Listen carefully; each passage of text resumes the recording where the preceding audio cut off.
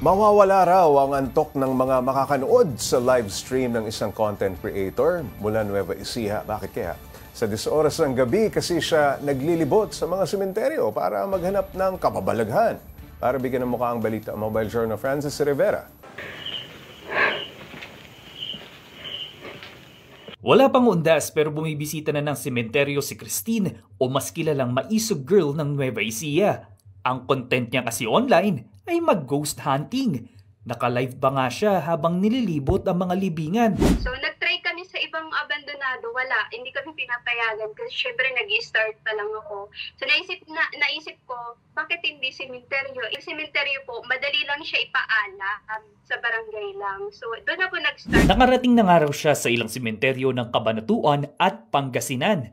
Sanay at normal na raw sa kanya yung may nagpaparamdam at nagpapakita. Pero ang hindi niya raw talaga malilimutan ang experience niya sa isang sementeryo. Yung gabi na yun, kakaiba yung nadatnan ko kasi parang may, may kandilang itim. Tapos nakapalibot siya dun sa tela na may pangalan, tapos may dugo. Tapos yung dugo niya, fresh pa po.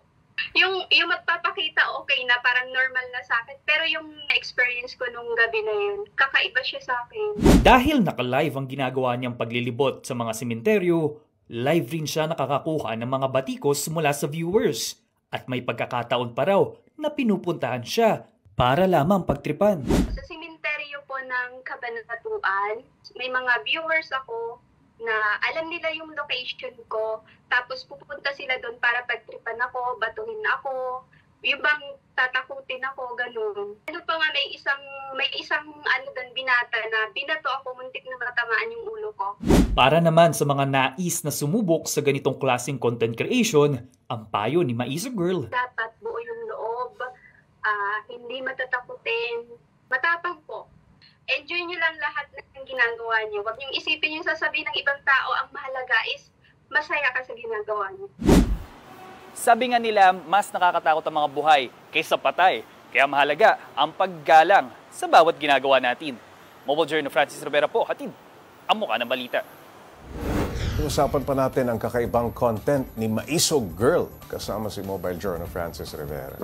Sabi, Francis, napapanahon pa rin yung story mo, Nag-uusapan Ghost Month. Tapos pinag-usapan yung Ghost Flood Control Projects. Tapos ito, Ghost pa rin. Ghost hunting. Okay, Francis, kailan ba niya sinimulan yung paggala-gala sa mga sementeryo? Hindi ba siya natatakot? May kasama ba siya pagka nag-iikot siya o mag-isa lang? Mag-isa lang siya, mag-isa lang talaga siya pumapasok sa mga sementeryo. At nag-umpisa ito last year lang, Paps. Mag-iisang taon na siyang nagpapalibot-libot o paikot-ikot sa mga sementeryo.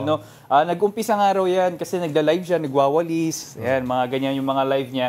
Merong isang abandonadong bahay sa katabi nila na old house. Pero yung tinaray niyang pasukin, bawal nga kasi nga private na pagmamay-ari iyon. Kaya naisipan niya na sa mga sementeryo, since madali, accessible, madali at mabilis lang makapagpaalam. Aba, hindi ba siya nasisita ng mga bantay ng sementeryo dyan, yung mga gwardya? Kasi parang binubulabog niya yung katahimikan, diba? Nila-live niya pa. Yun nga, Paps. Paano siya pinapayagan siya?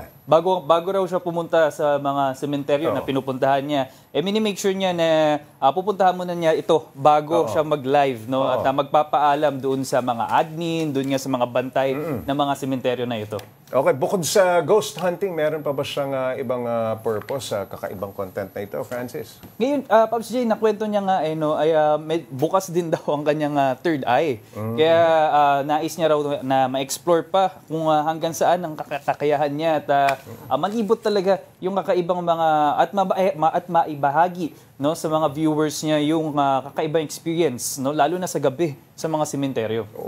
Yung third eye niya, gamitin niya sa paghanap dun sa mga ghost na infra projects. Baka matunto natin yan. Maraming salamat, Mobile Journal Francis Rivera.